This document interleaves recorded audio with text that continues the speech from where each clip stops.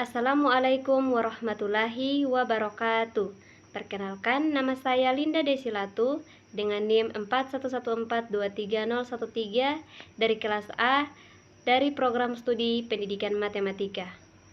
Akan mempresentasikan mata kuliah saya Pendidikan Agama Islam dengan dosen pengampu Profesor Dr. Novianti Jafri SPDI MPDI yang berjudul Korupsi, Ragam dan Hukumnya. Baik, yang pertama saya akan menjelaskan tentang definisi korupsi. Korupsi dalam Islam dapat didefinisikan sebagai penyalahgunaan kekuasaan atau posisi untuk memperoleh keuntungan pribadi atau kelompok dengan cara yang tidak adil atau melanggar hukum. Hal ini mencakup tindakan seperti suap, nepotisme, penyuapan, dan penggelapan dana publik, dan penyalahgunaan wewenang. Al-Quran dan hadis Nabi Muhammad SAW secara tegas melarang korupsi dan mengajarkan pentingnya integritas dan keadilan dalam semua tindakan. Al-Quran menyebutkan bahwa orang-orang yang berbuat korupsi akan mendapatkan hukuman yang berat di akhirat.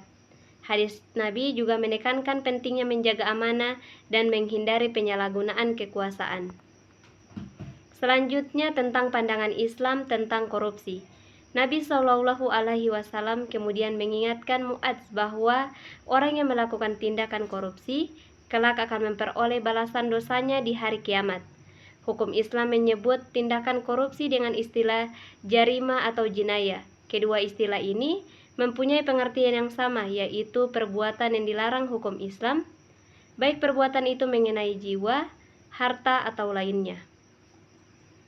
Pembahasan mengenai tindakan yang dipandang sebagai korupsi dapat dilihat dalam beberapa ayat dalam Al-Quran. Terdapat ayat yang menyebutkan bahwa dilarang memakan harta sesama dengan jalan batil dan dilarang tentang menyuap hakim demi menguasai serta harta yang bukan haknya.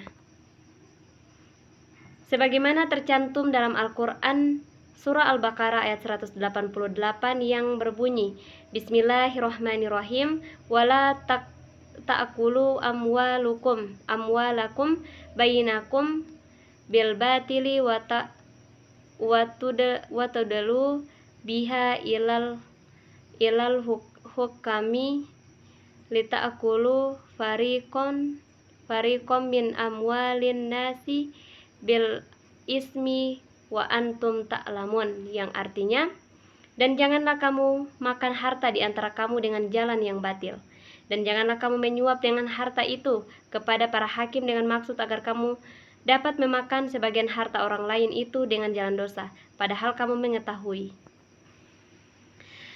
Selanjutnya, pencegahan korupsi dalam perspektif Islam. Dalam pencegahan tindak pidana korupsi, perlu dilakukan upaya secara menyeluruh pada seluruh aspek kehidupan manusia.